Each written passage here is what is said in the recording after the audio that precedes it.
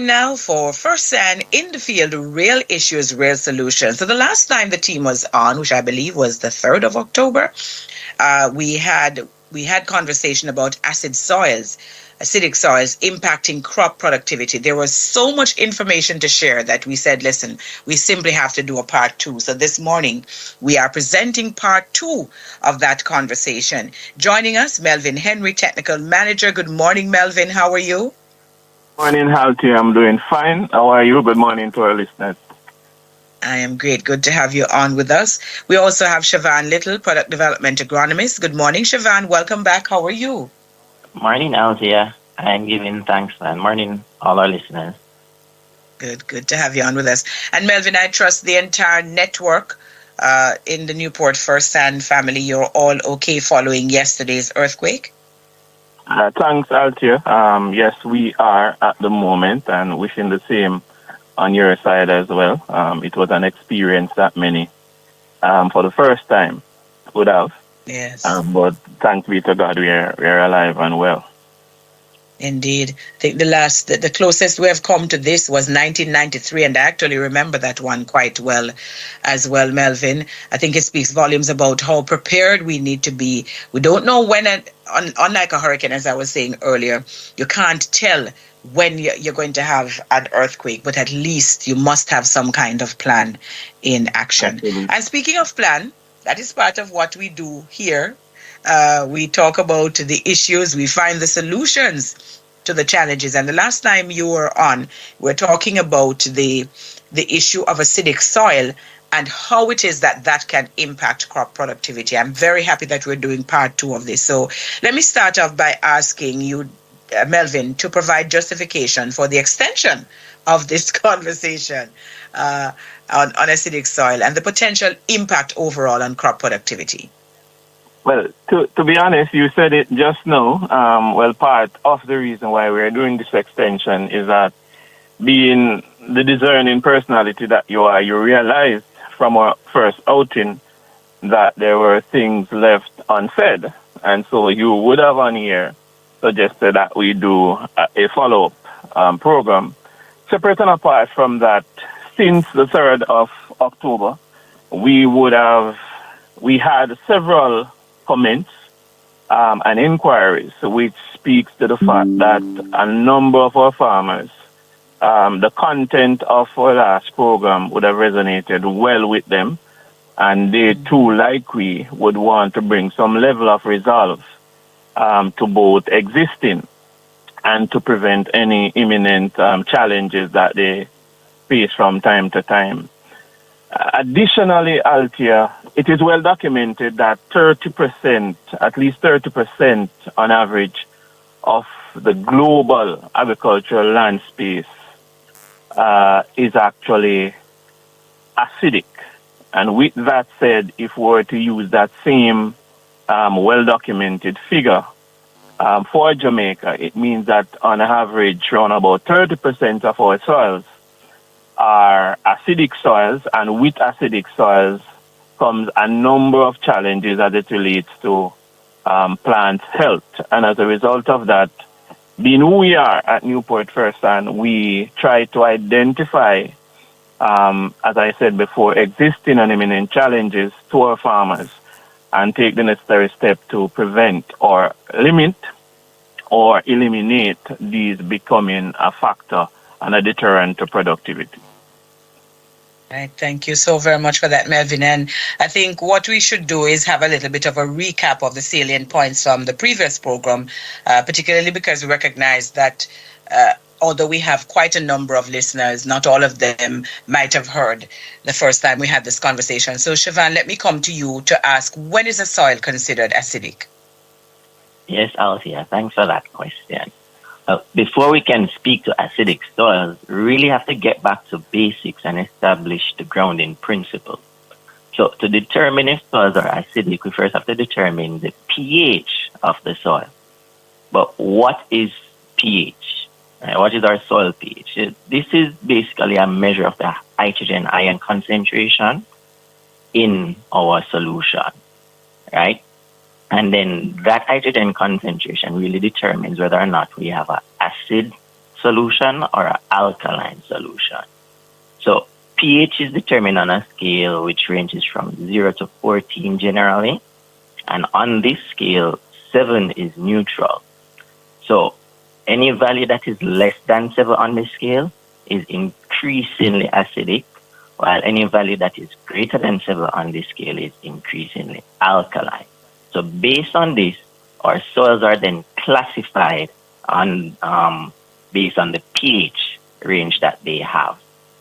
Right? So starting from the extreme, we have any values that are less than 4.5 on the pH scale being extremely acidic. Then between the range of 4.5 and 5, very strongly acidic. Between the range of 5.1 and 5.5, strongly acidic. Between the range of 5.6 and 6, it's moderately acidic.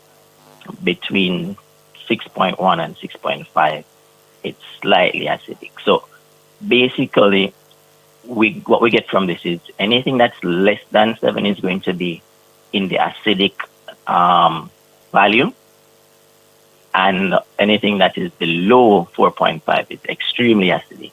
And in case of our soils, as the acidity increases, it impacts the chemical properties of our soil. And then what this then causes is several chemical reactions, which then decreases the availability of our primary and secondary nutrients, which are essential for crop growth. And then once the availability of these are reduced, we tend to see that it has an adverse impact on the productivity of the crops that we grow.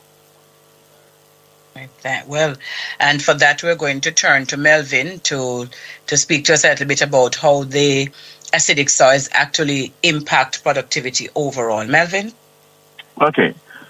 So, Mr. Lyttle would have just explained the different levels of acidity and started explaining how it is that the acidity of the soil impacts the availability of nutrients.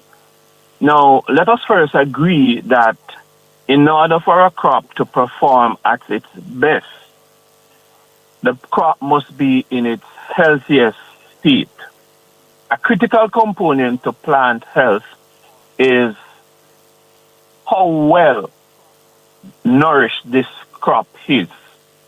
In other words, is this plant having access to adequate quantities of the essential nutrients required for its overall processes, growth, development, and production?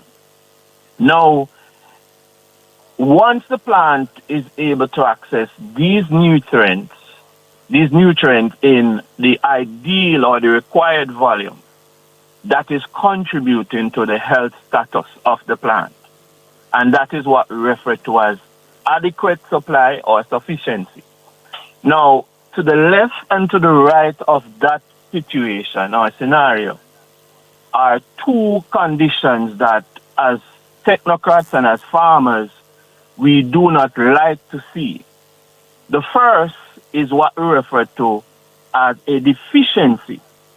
A deficiency, simply put, is a state in which a plant tissue, when it is analyzed at the lab, shows that the ideal range of a particular nutrient is not achieved. It is below. So let's look, for example, at we're heading into the potato season. So if we look, for example, at potato, and we're referring to Irish potato here, once the crop is about 1/3 to a half of its life cycle, when we analyze the tissue, we should be seeing between 4 and 5% nitrogen within the tissue, the leaf of the plant.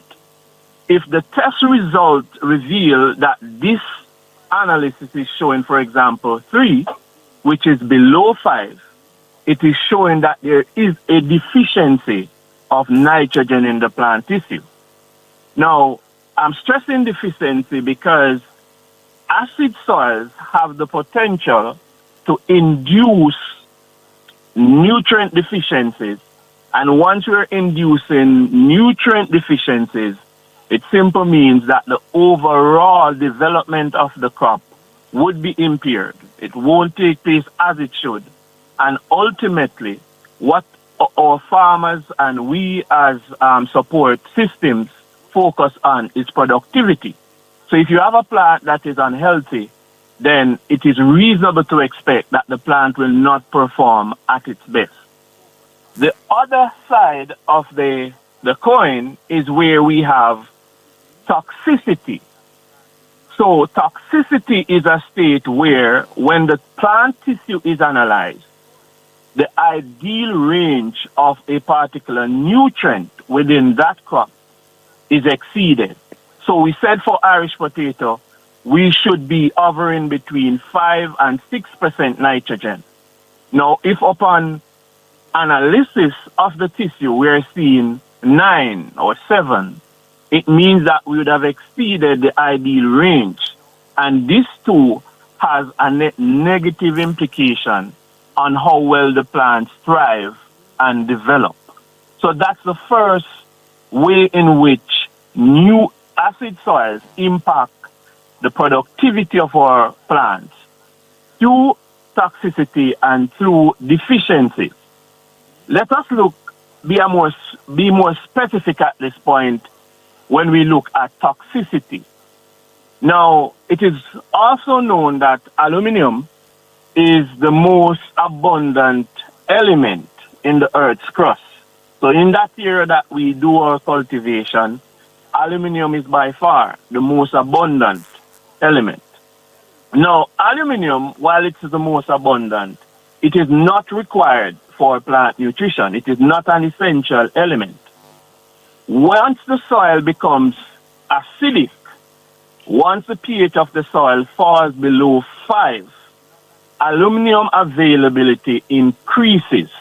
So what it means that it falls into solution easily, and it is then abstracted or taken up by the plant, and this have a negative effect on the system of the plant. The first thing that aluminum does in high concentration, once it is absorbed by the plant, is that it disrupts the growth mechanism of our root system.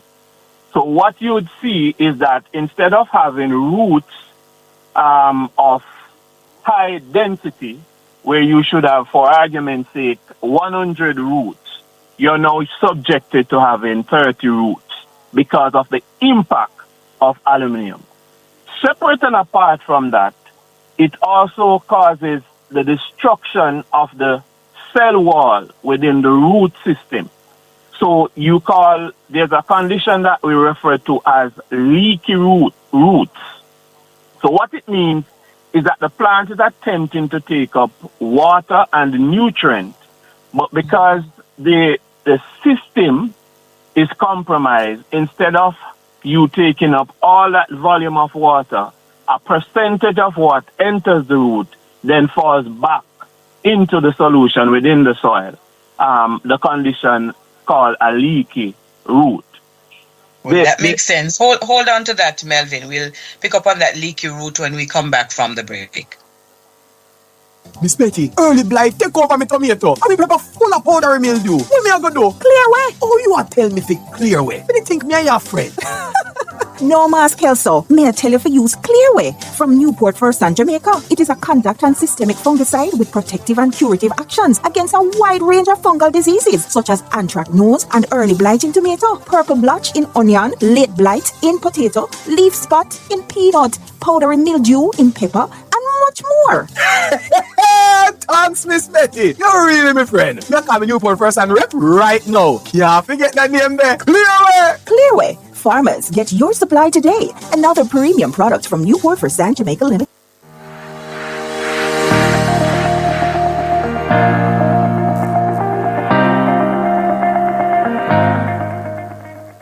We're inside the feature, Fersan in the field, real issues, real solutions. We are engaging today Melvin Henry, Technical Manager, and Chavan Lyttle, Product Development Agronomist. We are in part two of a conversation focused on acidic soils and its impact on crop productivity.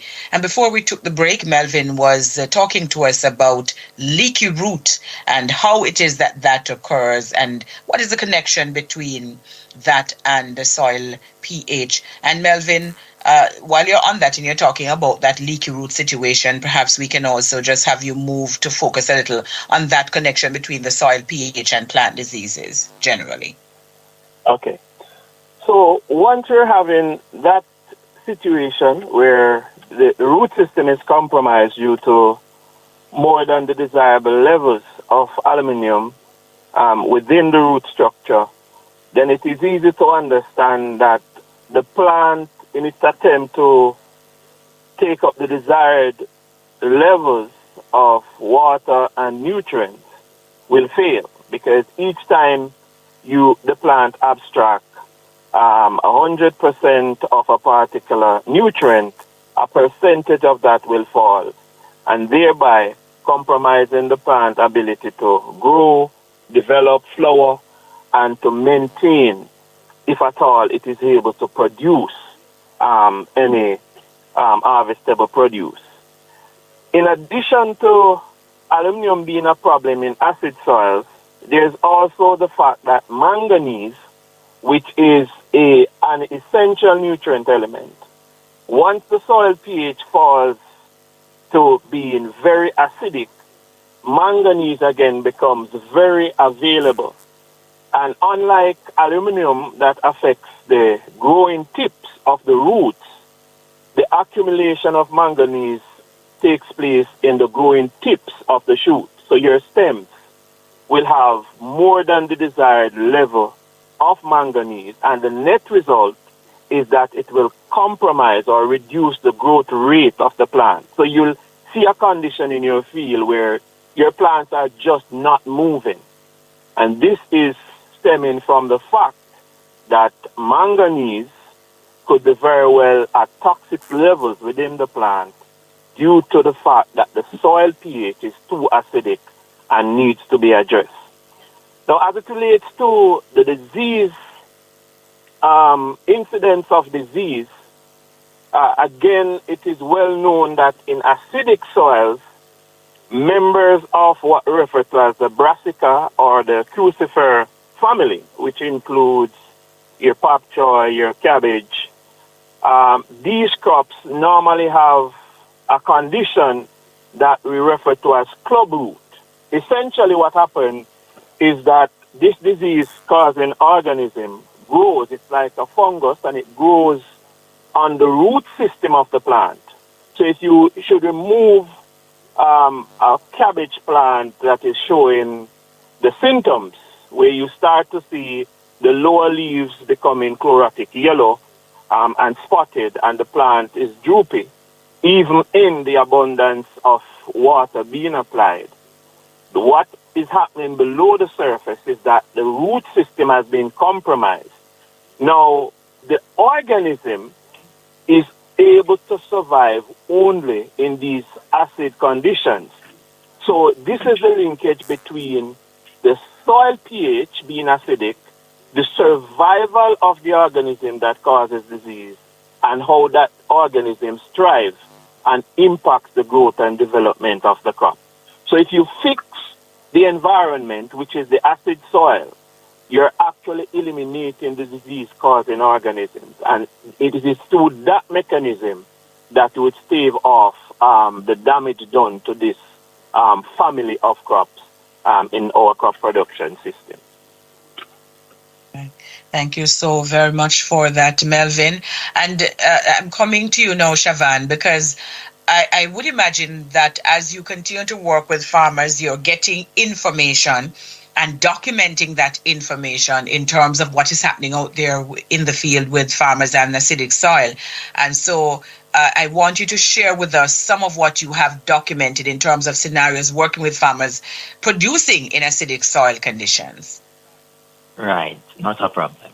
So we can appreciate that based on the work that has been done in the agricultural sector, not only in Jamaica but across different jurisdictions, we can have slight nutrient deficiencies caused by acidic soils, and these nutrient deficiencies could result in a reduction in your yield, right? So we're looking at anywhere between 10 to 15% reduction in yields as a result of acidic soil.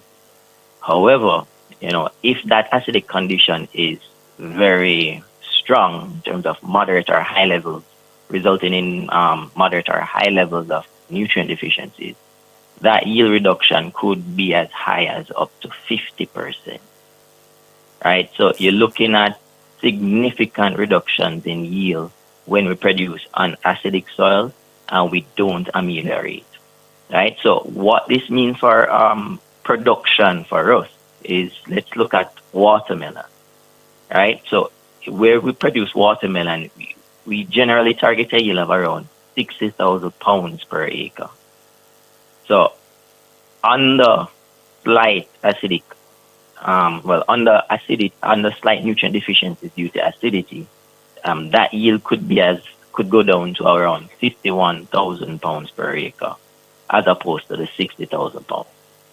Now, if we were to do a simple calculation looking at the economics of this, when we have farm gate price of about $80 per pound, you're looking at a reduction of around 720,000 per acre. Because you're moving from 4.8 when you have 60,000 pounds to 4.08 at the 51,000 pounds. So that reduction in productivity would be significant to any farmer if they don't address the issues that soil acidity can result in. Similarly, if we look at it at the extreme, where we're getting as much as 50% reduction in our yields, then instead of getting, the scenario now looks at 30,000 pounds per acre as opposed to 60,000 pounds. And using the same farm gate price, we're reducing our possible revenue from 4.8 to 2.4. So you're looking at up to $2.4 million lost due to not addressing the issue of soil acidity. Right, so these are some of the things that our farmers have to be aware of, and we have to address those issues so that we can maintain high productivity across all our agricultural sectors. Right, and really, really very important information that you've shared there. Melvin, does the presence of what appears to be deficiency symptoms indicate that there's an issue with my soil pH? So it's a possibility, but it is not enough to conclude that there is indeed an issue with the existing soil pH. The fact of the matter is that there are several factors that induces deficiency in crops, one of which being inadequate supply of water, moisture. That in and of itself is one trigger. So you could very well have an ideal pH, soil pH, and you still have a deficiency because there's inadequate or the oversupply of water. So any of those extremes, as it relates to moisture level, can actually induce a nutrient deficiency. So if you have prolonged saturation of the soil, what it means is that there is no net movement of nutrients from the soil to the system of the plant, and you'll see those symptoms. Additionally, you could very well have a situation where the pH of the soil is okay, but there is the inadequate supply of the required nutrients. And just bearing in mind that a deficiency is really a state where the desired level of a particular nutrient is not attained within the plant leaf. So it is lower than what it should be when analyzed. So there are several factors that could be at play. So in order to get to the bottom of the cause, there has to be proper assessment, and part and parcel of that assessment would be, one, to do a comprehensive soil analysis where you look at the availability of the essential nutrients and also what the existing pH level is. Very important. That being said, Chavan, what approach should the farmer take in order to produce successfully on acidic soils? And I want you to answer as well how frequently a farmer should conduct amelioration of acidic soils. Of course, you have to explain to us when we talk about amelioration, what that is, because, of course, this show is one that has new farmers coming on all the time. Some of them are just coming into the business. All right, certainly, most certainly. So the success of crop cultivation on acidic soil, it is largely dependent on the management practices that are employed. And critical to these practices, Sir Henry mentioned one, is that you don't want to be guessing what is there. So we said, don't guess, get a soil test. Right? So that is one of the first things that we want to establish when we are going to be producing in these areas. The next step is crop selection, right? So when I say crop selection, I mean that we have to select crop varieties which are able to grow under acidic conditions. So what this will do is it will ultimately result in a reduction in the adverse impact of producing that crop in that area. And an example of this is, let's look at pineapples. Pineapples can grow in acidic conditions where the pH is ranging from 4.5 to 5.6. So you look for crops that have a tolerance for the pH range of the soil that you're going to be cultivating in. So that is one of the management strategies that farmers, persons interested in agriculture can look to when they're dealing with areas that are considered to be acidic soil. Another one is soil amelioration, right? So, all right, don't move to soil amelioration just yet. Let us just clear commercials and come back. Listening to Power 106 FM. The time is now 6:45. Introducing the Keyplex line of products distributed by Newport-Fersan Jamaica Limited. Keyplex Jumpstart to get your plants off to the right start. KP 120 to promote root growth and plant development. 350 DP, chock full of micronutrients to maintain your crops. KP 625 with micronutrients for your citrus trees, other fruit trees, nut trees, and corn. Plus Blossom Formula with chelated calcium, chelated magnesium, and boron for a wide variety of row and tree crops. The Keyplex line of products distributed by Newport-Fersan Jamaica Limited, the first on the land. Fersan in the field.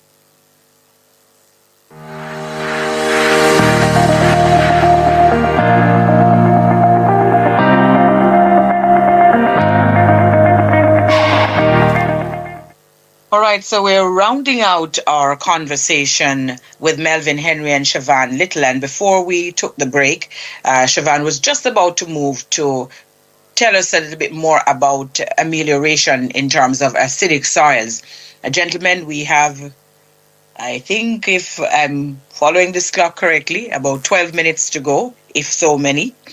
And we have three major questions that we have to answer. So, Chavan, I need you to move very quickly with your response on this one so we can get all of this information in for our farmers. Really, really, really very important. So tell us about this amelioration.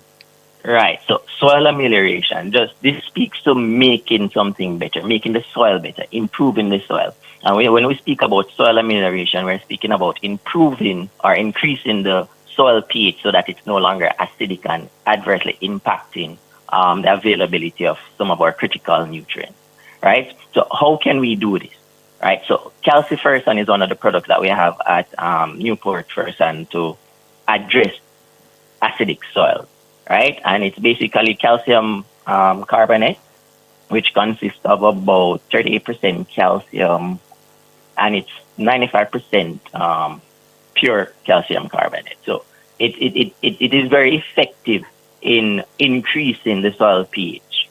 Another thing that we can also do is look at foliar crop nutrition, right? And this is by using foliar supplements to help to address or to prevent nutritional issues that may arise in our crops due to the conditions of the soil making nutrients unavailable, or to prevent these conditions from presenting themselves in the soil. Now, as you look at how frequently we should ameliorate our soil, one should bear in mind that, we don't want to increase or affect a pH change that is more than 1 unit per year. And the reason why we don't want to do this is because any sort of change within the rhizosphere, and the rhizosphere really speaks to the root zone, the area in which the root inhabits, it has implications for the microorganisms there. And we want to do a gradual adjustment of the pH so that the microorganisms can adjust themselves without causing any serious issues with the population, right? So when I talk about 1 unit, what am I speaking of, right? So when we talk about 1 unit of change in the pH, what we're really speaking of is pH is measured on a log scale. And if you think about it, between 6 and 7 on the pH scale is a log of 10.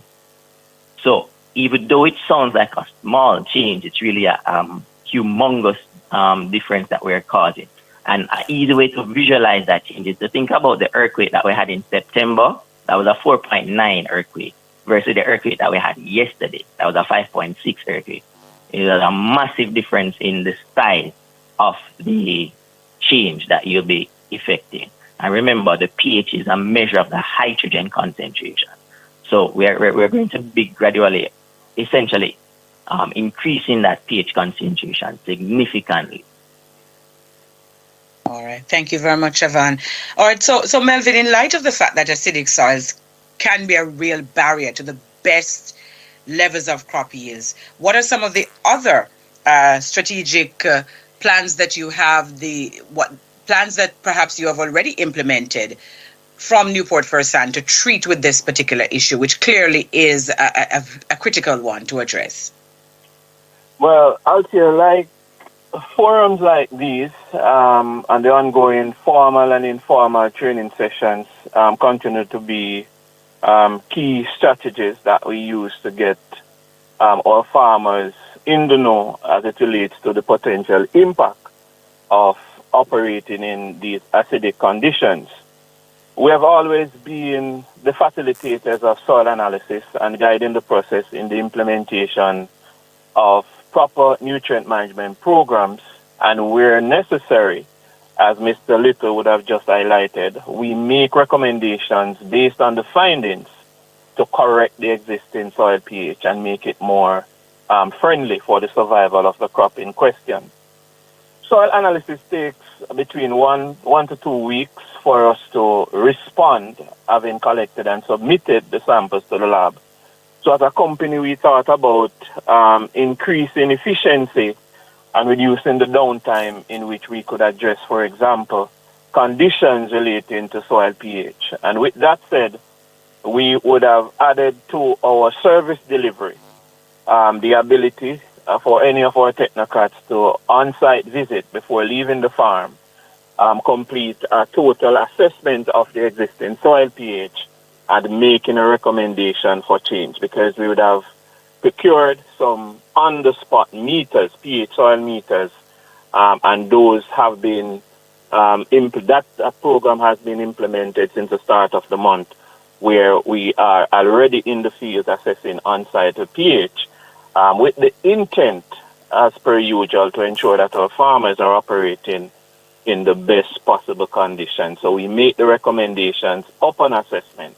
And you'd appreciate, Althea, if we don't measure, if we don't monitor, then we cannot manage properly.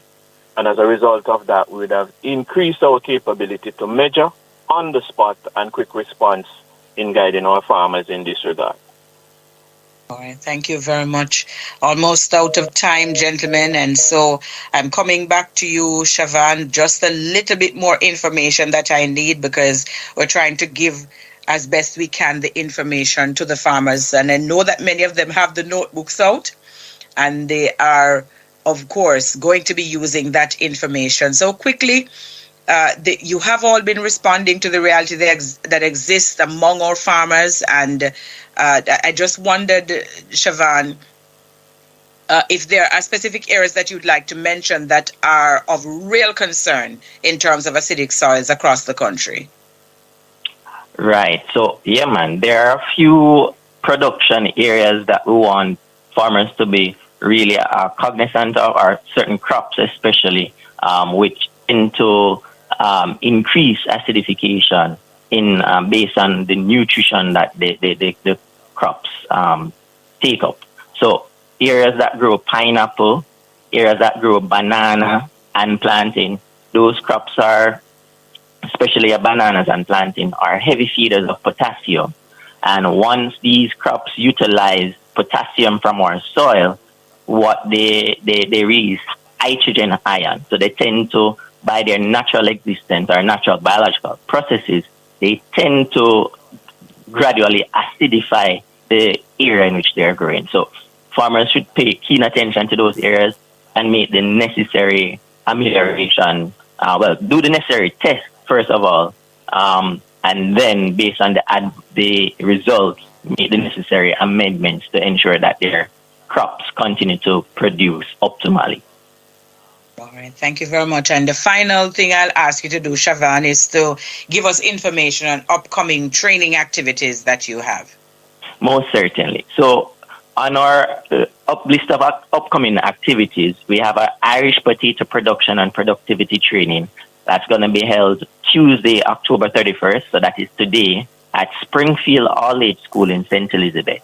It will start at around 3:15 p.m.